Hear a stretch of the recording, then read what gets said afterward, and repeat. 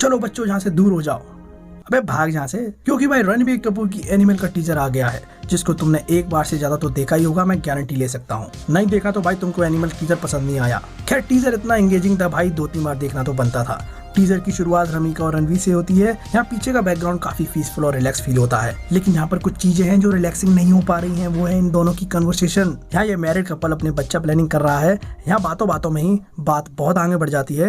यहाँ पर रश्मिका कहती है कि तुम पिता तो बनना चाहते हो, आई होप तुम अपने पिता जैसे नहीं बनोगे। तो भाई इस पर रणवीर का एग्रेशन बाहर आ जाता है। यहाँ उसके अंदर का एनिमल की ग्लिम्स दिखती है। यहाँ वो कहता है कि तुम मुझसे कुछ भी पूछ लो, मैं बता दूंगा, लेकिन भाई पापा के बारे में कुछ नहीं बोलने का। My father is a best father, बोलने का नहीं, बिल्कुल भी सुनेगा नहीं मैं। भाई साहब विदिन 2 सेकंड पूरा माहौल चेंज हो गया, दोनों के एक्सप्रेशन एकदम चेंज हो गए। I like that. तो यहाँ पर कुछ उसके पास के सीन दिखाए जाते हैं जो भाई बच्चों को तो बिल्कुल नहीं देखना चाहिए, लेकिन हम देख सकते हैं। खैर जैसा तुम्हें पता है कि ये मूवी 18+ होने वाली है, तो यहाँ पर चाइल्ड एब्यूज जैसी चीजें दिखने ही वाली हैं, क्योंकि भाई एक तरह से ये भी रियलिटी है। तो मानो ना मानो, तुम्हारे मानने से घंटा फर्क नहीं पड़ता, ये चीजें हो तो रही है ना। खैर मैं सोच रहा था कि अगर रणवीर की कुटाई लग रही है और इस सीन में चाइल्ड एब्यूज हो रहा है, लेकिन मूवी में इसको एनिमल की तरह दर्शाया गया है, तो एक तरह से ये एनिमल एब्यूज भी तो हो सकता है। खैर आई नो बहुत बुरा जोक था। खैर इससे भी बुरा है वो है अनिल कपूर का रोल, मतलब इन टर्म्स ऑफ एक्टिंग नहीं, इन मूवी में जैसा वो बाप दिखाया गया है वैसा बाप हर कोई डिजर्व तो नहीं करता है। जिनके भाई रैप्टे देखकर मेरे गाल में दर्द होने लग गया था। यहाँ पर इतने ब्रूटली तरीके से रैपट मारे गए हैं, और वही चीज देखने लायक है कि रणवीर कपूर को वो चीज फील भी नहीं हो रही है। वहाँ पर उस लेवल की एक्टिंग भी कह लो या तुम उस कैरेक्टर के रोल को देख लो, उन रैप्टे में बिल्कुल ही सीधे खड़ा हुआ है, बिल्कुल एक्सप्रेशन नहीं है, ना ही चिल्लाने के ना ही रोने के, और यही चीज दिखाती है कि वो कितना कठोर है। खैर उसके बाद अनिल कपूर कहता है कि हमने क्रिमिनल पैदा किया है। तो मैं तुम्हें बता दूं ये सिनेरियो चल क्या रहा है। हालांकि मैं तुमको बताना चाहूंगा कि कोई भी पेट से क्रिमिनल बन के नहीं आता। खैर जोक्स अपार्ट, तुम रणवीर की ड्रेस देखो, वो स्कूल यूनिफॉर्म है। यहाँ पर रणवीर का कैरेक्टर शुरू से ही ब्रूटर और एनिमल जैसा रहा है। खैर इसने करा क्या है, इसमें रैपट क्यों पड़ रहे हैं मैं बता देता हूँ। यहाँ सीन में तुम्हें 2 गाड़ी पे बंदे दिख रहे होंगे जो कि भाई बड़ी टेंशन में लग रहे हैं, बड़े हकबकाए लग रहे हैं, क्योंकि इनके पीछे गाड़ी लगी हुई है जिसमें भाई 2 बंदे बैठे हैं। उसमें से आगे ड्राइवर रणवीर कपूर है, जो कि भाई उसी ड्रेस को पहन के गाड़ी चला रहा है जिसमें उसमें रैपट पड़ रहा है, यानी कि स्कूल यूनिफॉर्म में।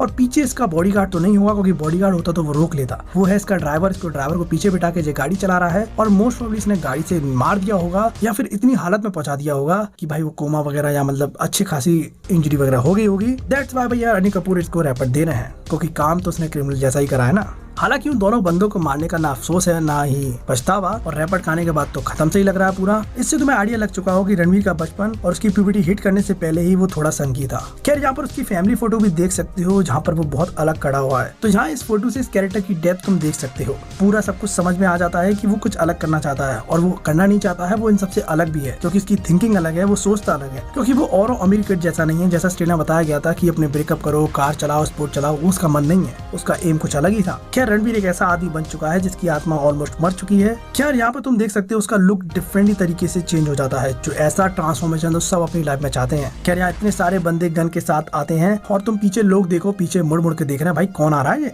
खैर यहाँ पर अगले शॉट में अनिल कपूर भी एक्सेप्ट करता है कि हाँ मुझे नहीं पता था, मैंने गलतियां करी हैं, मुझे नहीं पता हाउ टू ट्रेन अ सन। उसके रिप्लाई में ये कहता है यू ट्रेन मी वेल पापा। मतलब समझ रहे हो, मतलब वो जो कठोरता दिखाई गई है उस पे क्या इम्पैक्ट हुआ है। वो एक तरह का एनिमल बन चुका है, उसको कुछ फील नहीं होता है। खैर उसके अगले शॉट में यहाँ पर ताबड़ तोड़ने लग गए हैं। अब इसके अंदर क्या है कुछ पता नहीं है, अभी तक सस्पेंस है, which is good thing. Secret रखना अच्छी बात है। मैं तो कहता हूँ ट्रेलर भी मत दो, सीधे मूवी में देखेंगे अपन तो। फिर यहाँ पर खैर स्क्विड गेम में देखिएगा लीडर जैसे मास्क लगाने वाले लोग दिखते हैं, जो पहले तो ब्लैक मास्क लगाए दिखे थे और प्री टीजर में येलो वाले मास्क वाले लौंडे दिखे थे। खैर उसका भी बात करेंगे।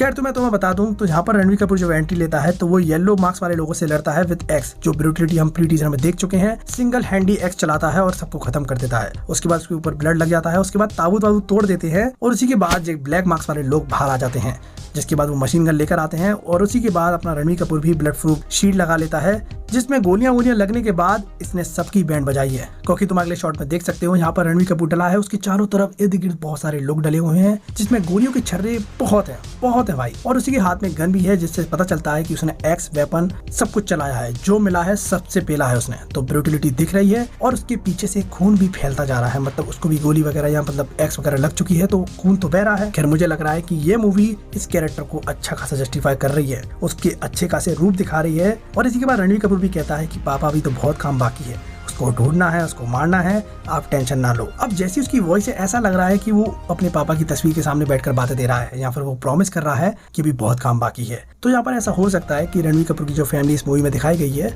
वो किसी कारण मारी जाती है और इसी का बदला जो आगे चलकर लेगा।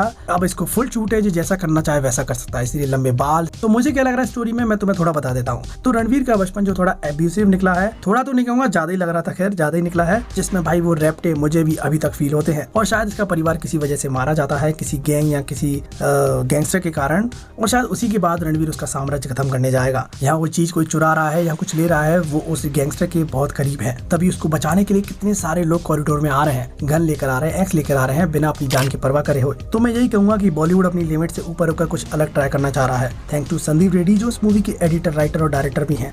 तो भाई विजन के साथ एग्जीक्यूशन भी खुद कर रहे हैं। मैं मानूं कि गलतियां होने की चांसेस बहुत कम है, चीजें तुमको डिसअपॉइंट शायद नहीं कर पाएंगी, क्योंकि भाई जब एक बंदे के हाथ में कोई चीज रहती है ना तो वो अपना पूरा दम लगा देता है उसमें। और यकीन मानो इस मूवी का रिजल्ट बहुत अच्छा आने वाला है, क्योंकि भाई इसका प्री टीजर बहुत ज्यादा पावरफुल था। टीजर उतना नहीं था लेकिन था, उसमें धीरे धीरे स्टोरी रिवील हो रही है, बिल्ड कर रहे हैं, तो वो चीज अच्छी लग रही है देखने में। और मुझे ऐसा लग रहा है कि अभी वॉयलेंस कुछ दिखाया नहीं है, बहुत कुछ देखना बाकी है इस मूवी। खैर सबसे इंपॉर्टेंट बात तो रही गई इस मूवी का विलन कौन है। तो भाई विलन है अपने लॉर्ड बॉबी भैया। भाई साहब Bobby Deol is like a wine, वक्त के साथ काफी खतरनाक होते जा रहा है ये बंदा। यहाँ पर वो गेट खोलकर दो लोगों को बुला रहा है, अब वो दो लोग कौन है मुझे नहीं पता।